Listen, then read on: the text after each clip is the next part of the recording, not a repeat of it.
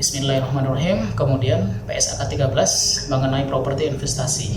PSAK 13 ini adalah standar akuntansi keuangan yang mengatur perlakuan akuntansi untuk properti investasi dan pengungkapan yang terkait. Pernyataan ini diterapkan dalam pengakuan, pengukuran, dan pengungkapan properti investasi.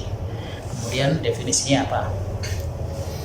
PSAK 13 mendefinisikan properti investasi sebagai properti, yaitu tanah atau bangunan atau bagian dari suatu bangunan atau kedua-duanya yang dikuasai oleh pemilik atau lease melalui sewa pembiayaan untuk menghasilkan rental atau untuk kenaikan nilai atau kedua-duanya, dan tidak untuk yang pertama, tidak untuk digunakan dalam produksi atau penyediaan barang atau jasa atau untuk tujuan administratif. Yang kedua, tidak untuk dijual dalam kegiatan usaha sehari-hari. Pengakuan properti investasi.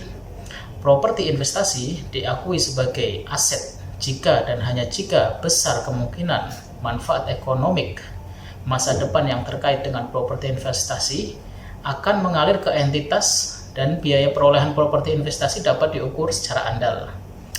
Biaya perolehan properti investasi adalah harga pembelian setiap pengeluaran yang dapat diatribusikan secara langsung, seperti biaya jasa hukum, pajak pengalihan properti, dan biaya transaksi lainnya. Kemudian pengukuran properti investasi.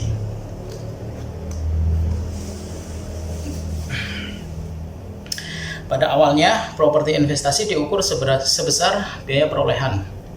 Biaya perolehan properti investasi kemudian disesuaikan dengan akumulasi penyusutan, akumulasi amortisasi, dan akumulasi penurunan nilai. Kemudian penyusutan properti investasi.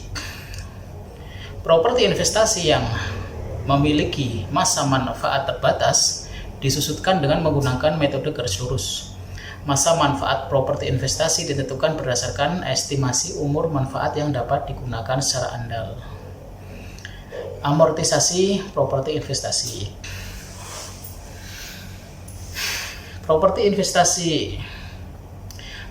investasi yang memiliki nilai sisa yang signifikan disusutkan dengan menggunakan metode garis lurus. Nilai sisa properti investasi ditentukan berdasarkan estimasi nilai sisa yang dapat digunakan secara andal. Penurunan nilai properti investasi. Properti investasi diuji penurunan nilai pada setiap akhir periode pelaporan. Jika nilai wajar properti investasi lebih rendah dari nilai tercatatnya, maka properti investasi tersebut mengalami penurunan nilai. Oke, berikutnya adalah pengungkapan properti investasi. Entitas harus mengungkapkan informasi berikut terkait properti investasinya.